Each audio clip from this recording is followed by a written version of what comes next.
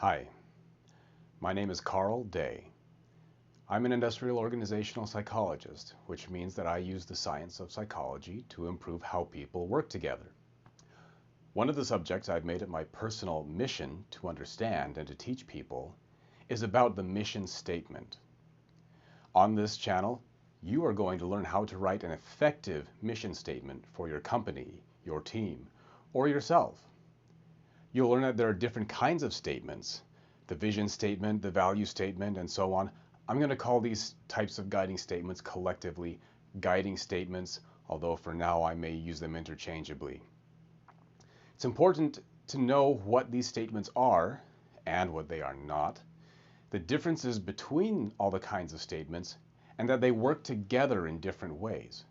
But before we get into that, we need to discuss what does it mean for a guiding statement to be effective.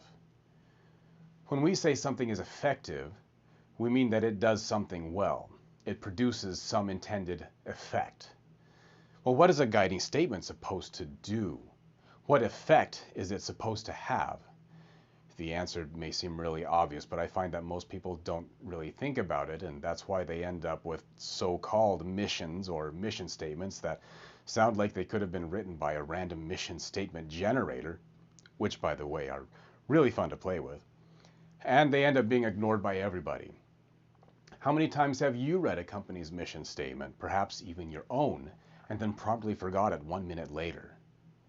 If you keep watching this channel, I'm going to show you how to write a mission statement or vision statement or any kind of guiding statement for your company, your team, or yourself that does what you want it to do.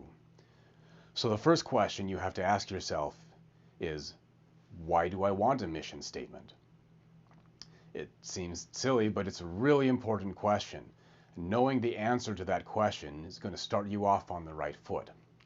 So let's examine some possible reasons why someone would want a mission statement. I'll start with what may, cynically speaking, be some of the worst ones.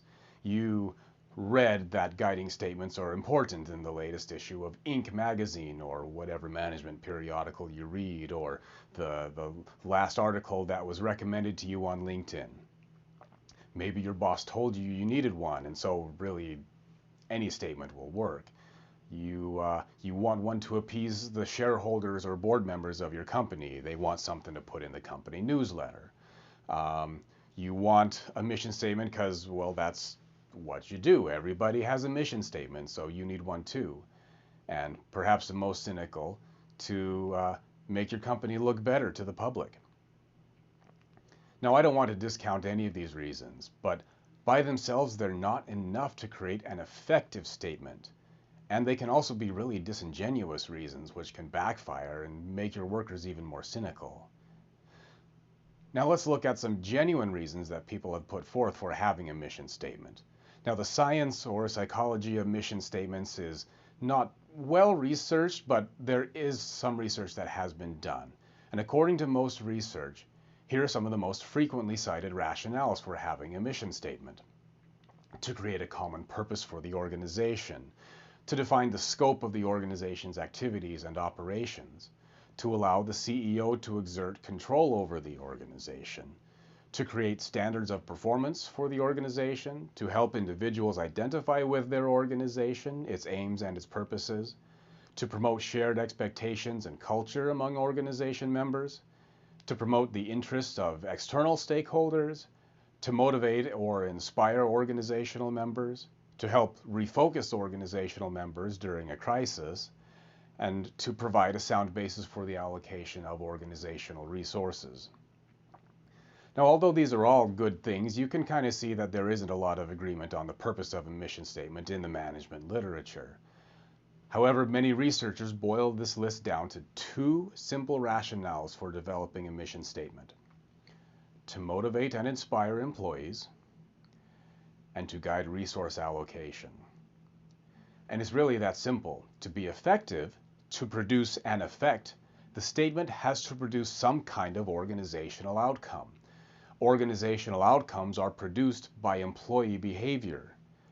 Keep watching this channel to understand how guiding statements affect employee behavior and how to write and implement them. But for now, You should start using these two criteria to evaluate all the mission statements that you read and any mission statements that you write.